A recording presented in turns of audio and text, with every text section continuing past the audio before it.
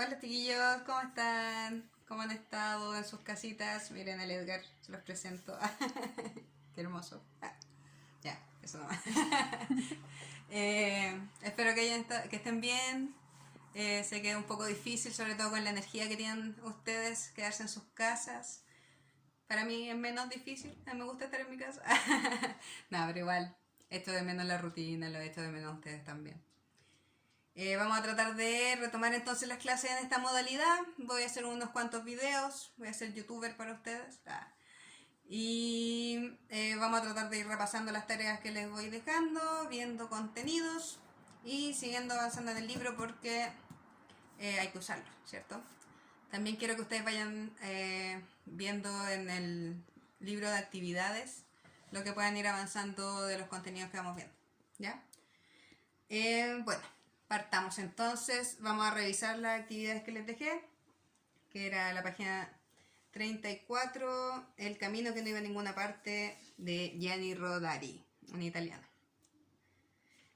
Ya, voy a revisar las respuestas para ver que ustedes tengan lo mismo, ya que así no me tienen que estar mandando siempre las respuestas del libro, que valen más tedioso estar sacando fotos y eso. Cuando yo les mando una guía, así me la mandan de vuelta, ¿ya? Bueno, la pregunta 1 dice: ¿alrededor de qué edad tenía Martín cuando se fue a recorrer el camino? Identifica las pistas que da el narrador e infiere la respuesta. Si se acuerdan, inferir era como deducir una respuesta a partir de pistas que te van dejando, ¿ya?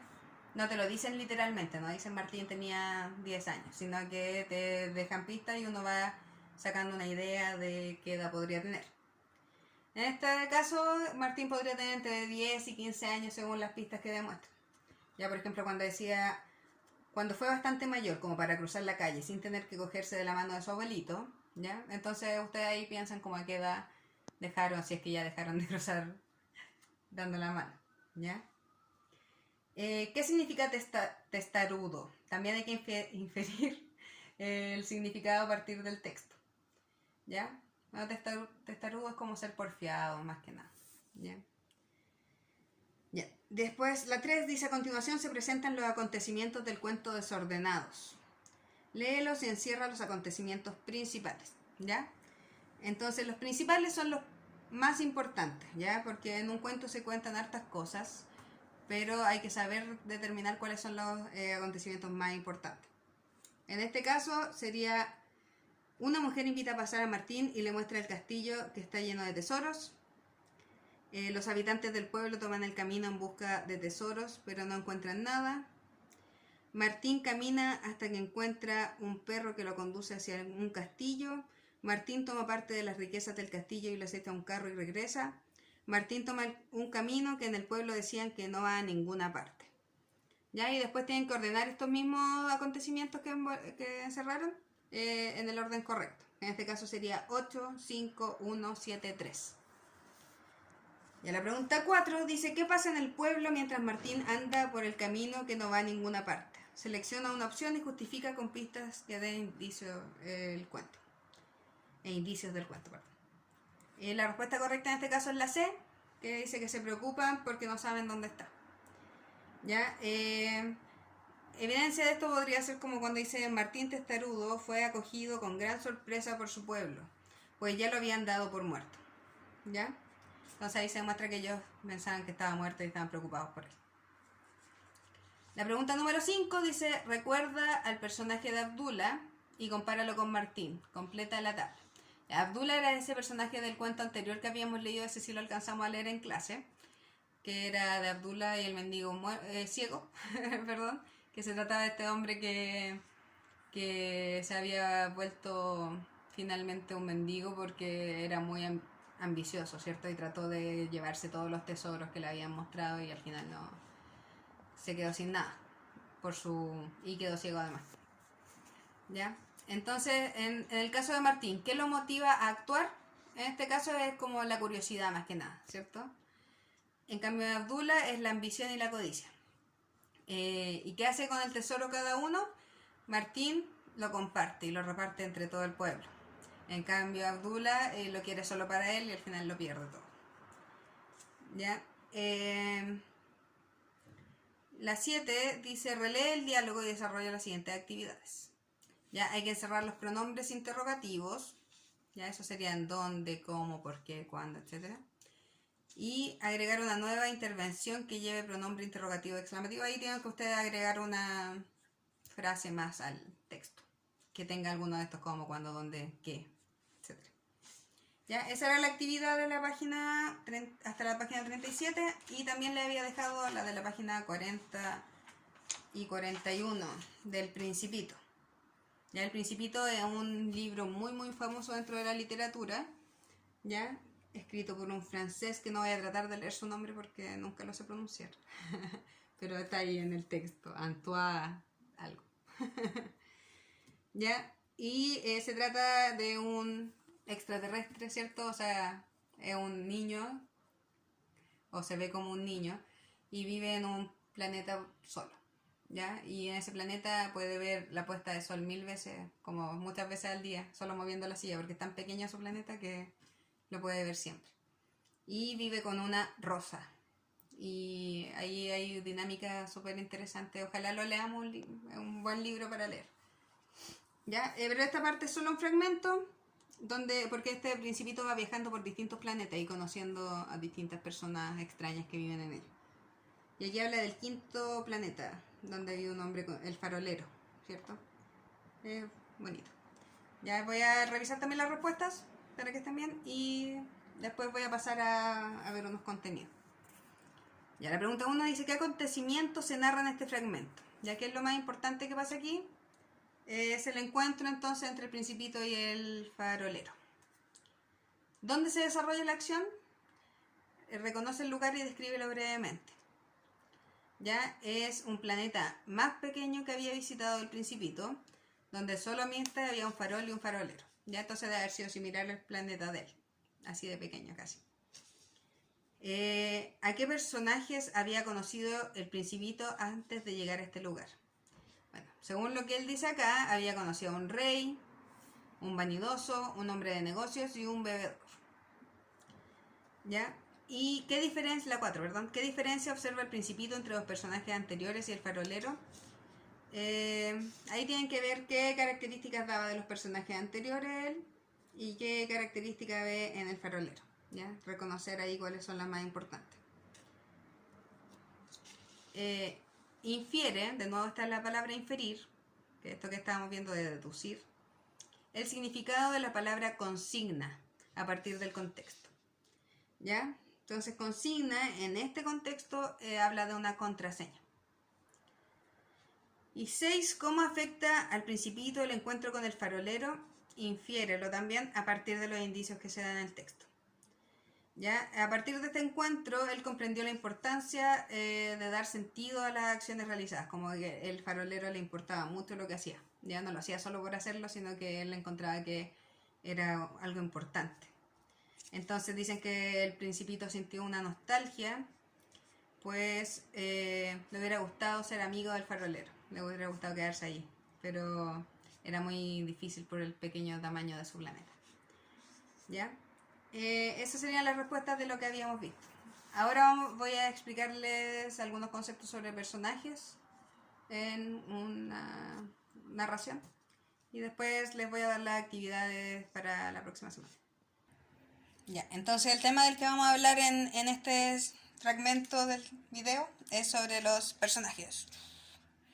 Ya, los personajes de un texto son de un cuento los que movilizan las acciones, ya los que les pasan las cosas y por lo tanto fundamentales en una narración. Como hemos visto en lo que recién revisamos, los personajes se van haciendo un poco más complejos a lo largo que avanzamos en la narrativa.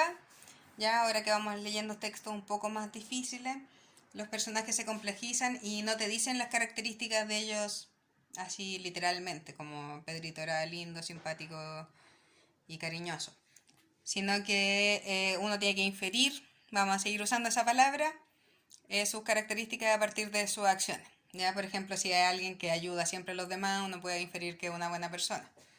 O, bueno, cosas más complejas que esas de repente. Y los personajes se pueden clasificar según su importancia dentro de la narración. Ya, en ese caso hay tres conceptos: el principal, el secundario y circunstancial.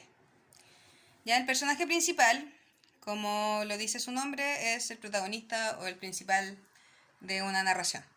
¿Ya? No es necesario que sea una buena persona necesariamente, no es un héroe o alguien bueno siempre. Puede ser incluso el antagonista de una historia el personaje principal. ¿Ya? Como hemos visto ahora, se hace harto esto de usar a los personajes que eran malos antes y darles su propia historia, como Maléfica, por ejemplo. ¿Ya? Y ese personaje, obviamente, alrededor de él se centran todas las acciones. El personaje secundario, bueno, son varios siempre dentro de una historia y son los que acompañan o rodean la historia del protagonista. Esto no quiere decir que no sean importantes, son personajes que son muy importantes también dentro de la historia, fundamentales para su desarrollo, pero no se trata de ellos, ¿ya? No es alrededor de ellos que se mueve toda la historia, sino que ellos ayudan o interfieren en la historia del protagonista. Y por último, los personajes circunstanciales son aquellos que son mucho menos importantes, que sirven para cumplir ciertas funciones dentro de una narración. Ya es como rellenar los espacios vacíos. Pueden ayudar de repente, pero aparecen poco, aparecen en pocas oportunidades y no se profundiza en su personalidad ni en su vida. Ya siempre es bastante superficial la forma en la que se habla de ellos. Y no infieren tanto en la historia, ya más bien llenan los espacios como les dije. Puede ser un vecino, alguien que vende cosas. No sé, si es una historia de ustedes, por ejemplo, yo podría ser un personaje circunstancial, a menos de que me involucrara en esa historia, entonces sería secundario probablemente. ¿Ya? Eso según la importancia. Ahora, según el desarrollo que se les da, esto es súper importante en las narraciones más complejas que vamos a ir viendo de a poco. Puede ser un personaje estático o dinámico. ¿Ya? Estos dos conceptos ya dan una idea de qué se trata. Estático quiere decir estar quieto, ¿ya?